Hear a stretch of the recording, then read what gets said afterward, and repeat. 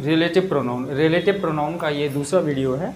इससे पहले मैं एक वीडियो बना चुका हूँ, उसमें हु, विच, दैट इन तीन के बारे में बता दिया है। और अब जो सेकंड वीडियो बनाने जा रहा हूँ मैं, इसमें जो बचे हुए आपके रिलेटिव प्रोनाउन हैं उसके बारे में डिस्कस करेंगे। रिलेटिव प्रोनाउन क्या होते हैं और इनके यूज़ क्या होते हैं, इनको और किस नाम से जाना जाता है, ये मैं आपको पहले वाले वीडियो में बता चुका हूँ। ठीक है, तो आज जो है हुज, होम और व्हाट, ये तीन हम रिलेटिव प्रोनाउन करेंगे। इन तीनों प्रोनाउन को हम स्पेशली हुज और होम को हम एक ट्रिक के साथ भी सीखने की कोशिश करेंगे और फैक्चुअल बेस पे भी कोशिश करेंगे कि हम इनको और कैसे सीख सकते हैं। ठीक है ना, तो देखिए, लेकिन जो बेसिक चीज़ें हैं जो आपको याद रखनी है इसके लिए, वो मैं आपको बता दूं। जैसे हुज और होम, है ना, एक बार फिर से बता दूं, रिलेटिव प्रोनाउन क्या होते हैं, इनको और किस नाम से जाना जाता है ना, कौन कौन से होते हैं, ये सब मैंने फर्स्ट वीडियो में बता दिया है, उसमें आप देख सकते हैं। मैं अब सेकंड वीडियो बना रहा हूँ, उसको शॉर्ट में ही मुझे ख़त्म करना है, इसलिए हुज और होम और व्हाट, ये तीन रिलेटिव प्रोनाउन इसमें हमें करना है।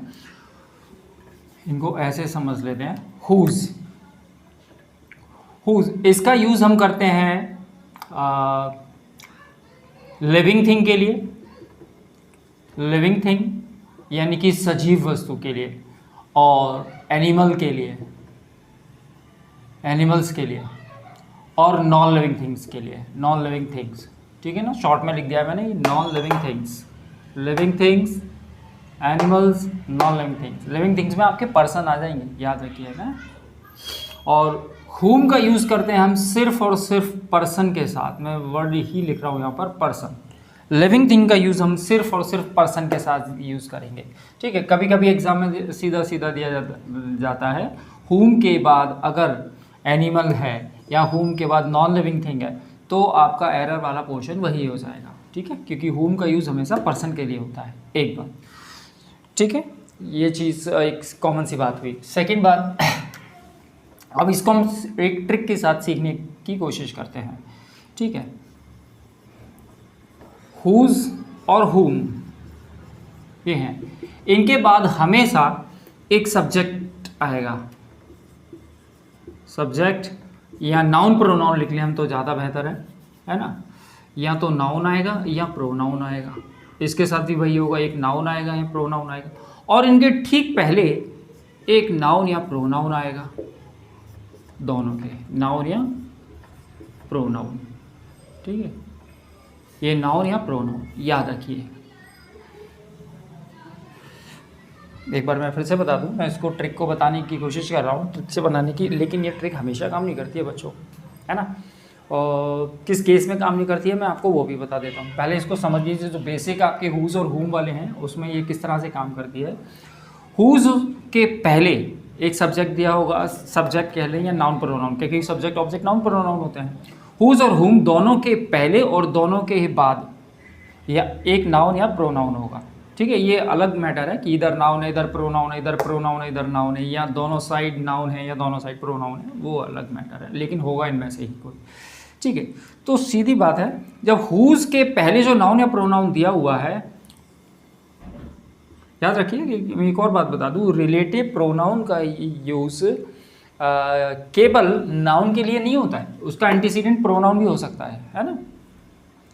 हुज और हुम के पहले नाउन या प्रोनाउन हो गए। हुज के पहले जो नाउन या प्रोनाउन दिया हुआ है, उस नाउन या प्रोनाउन का हुज के बाद वाले नाउन पर पोजीशन होता है। पोजीशन को हिंदी में अपन समझें तो अधिकार, अधिकार होता है। ठीक है, और हुम के पहले जो नाउन या प्रोनाउन होता है, उसका इसके बाद वाले नाउन या प्रोनाउन पर अधिकार नहीं होता है, अधिकार नहीं होता। ये एक जनरल बात बता रहा हूँ मैं, एक साधारण 90% तक ये फॉर्मेट काम कर जाता है। अब इसको हम एग्जाम्पल से समझने की कोशिश करते हैं। जैसे मैंने लिखा, Ravi is the boy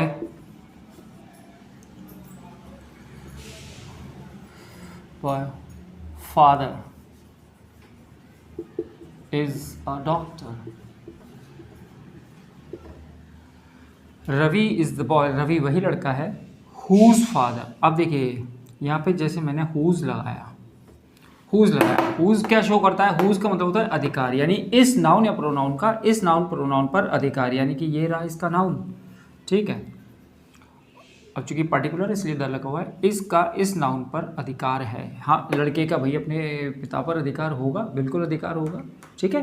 Ravi is the boy whose father is a doctor. Ravi वही लड़का है जिसके फादर एक डॉक्टर हैं।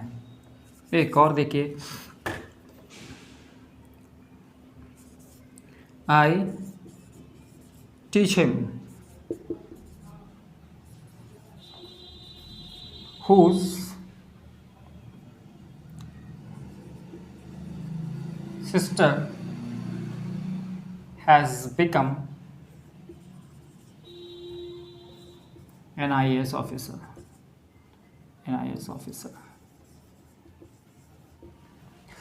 I teach him whose sister, मैं उसे पढ़ाता हूँ, उसकी बहन whose sister, उसकी बहन IAS ऑफिसर बन गई है। यानी कि जो इसकी लड़के की बहन है, तो एक भाई का अपनी बहन पर पोजीशन होता है, भाई अधिकार होता है, वो उसकी बहन है, वो और हर किसी लड़की को जाकर नहीं कह सकता है तो मेरी बहन है ना, वो अपनी बहन को कह सकता है, ये पोजीशन है, ठीक है। एक और एग्जांपल देखें,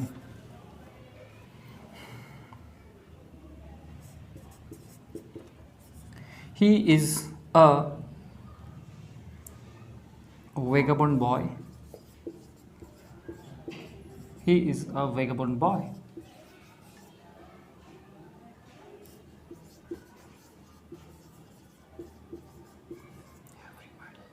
Who everybody dislike.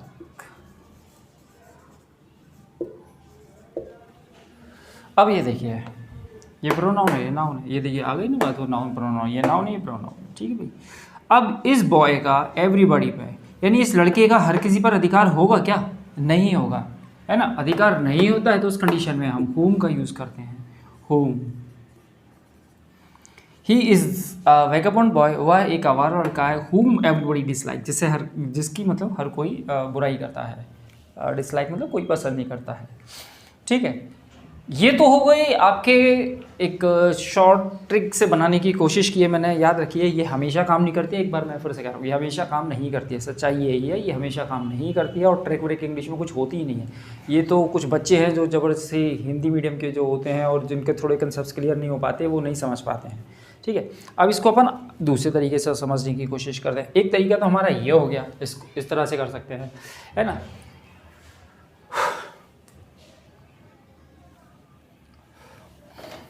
अब इसको मैं आपको बताता हूँ इनके ट्रांसलेशन से, और कोई दूसरा तरीका नहीं है इसको समझने का, ठीक है। ट्रांसलेशन से अब इसको हम कैसे समझते हैं वो देख लीजिए। अब इनके ट्रांसलेशंस के मतलब क्या होते हैं, जनरली इनके जो सेंटेंस निकलते हैं, याद रखिए ये क्वेश्चंस वर्ड इंटरोगेटिव प्रोनाउन भी होते हैं, लेकिन इंटरोगेटिव प्रोनाउन के अलग होते हैं, ठीक है ना। अब इनको अपन इससे समझने की कोशिश करते हैं। हुज का मतलब होता है जिसे, जिसका। हुज का मतलब होता है जिसका, हुम का मतलब होता है जिसे, ठीक है। हुम का मतलब होता है, हिंदी मतलब होता है जिसे, हुज का मतलब होता है जिसका, है ना। अब चूंकि फेमाइन जेंडर होगा तो जिसकी हो जाएगा, ये अंडरस्टूड है। जिसका भाई फीमेल होगी तो जिसकी बहन हो जाएगा, ये अंडरस्टूड है, ठीक है। अब इसको देख लो,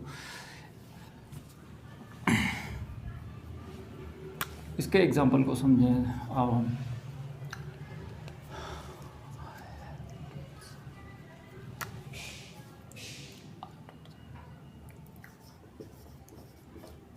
I have taught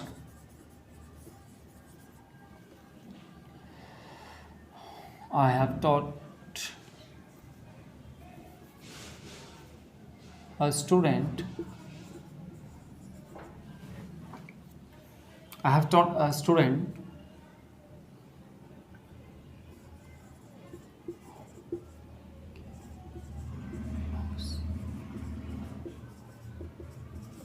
thing in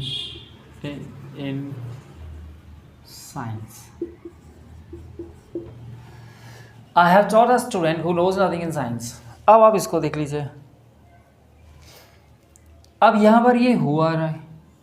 who का यूज़ कहाँ करते हैं वो मैंने आपको पहले ही बता दिया है, ठीक है ना। हु का यूज़ सब्जेक्टिव केस में होता है और हुम का ऑब्जेक्टिव केस में यूज़ होता है। अब यहाँ पर ये वर्ब है तो इस वर्ब का सब्जेक्टिव केस की तरह काम करेगा, तो ये हुम हो जाएगा।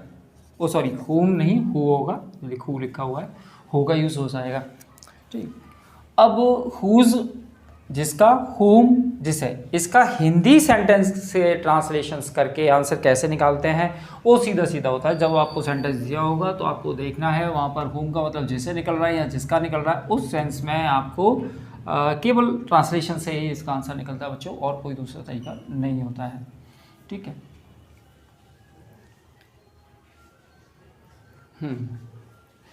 अब इसके बाद आता है आपका व्हाट।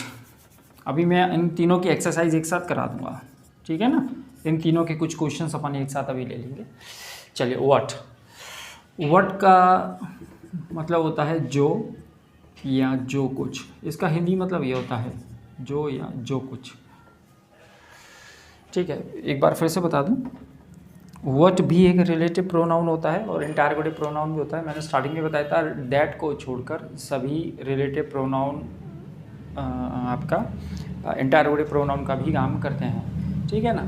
तो ये जो व्हाट है ये भी आपका रिलेटिव प्रोनाउन और इंटररोगेटिव प्रोनाउन की तरह काम करता है। पहले तो इसको समझ लीजिए, है ना। जैसे मैंने लिखा व्हाट आर यू डूइंग, और एक है आपका व्हाट यू आर डूइंग। इस सेंटेंस को आप ध्यान से देख लीजिए, है ना। तो व्हाट ये ज़रूरी नहीं है रिलेटिव प्रोनाउन के रूप में ये हमेशा बीच में आए। ये कभी नहीं होगा कि ये रिलेटिव प्रोनाउन के रूप में अगर व्हाट का यूज़ हो रहा है तो वो हमेशा बीच में ही आएगा, ये ज़रूरी है। ये स्टार्टिंग में भी आ सकता है और इंटररोगेटिव भी स्टार्टिंग में आता है। अब प्रॉब्लम यहाँ ये आती है कि इसे पता कैसे चलेगा हमें कि स्टार्टिंग में अगर व्हाट आ रहा है तो वो रिलेटिव प्रोनाउन के रूप में यूज़ हो रहा है या फिर इंटररोगेटिव प्रोनाउन के रूप में यूज़ हो रहा है। तो ध्यान से समझ लीजिए, दो तरीके हैं इसके।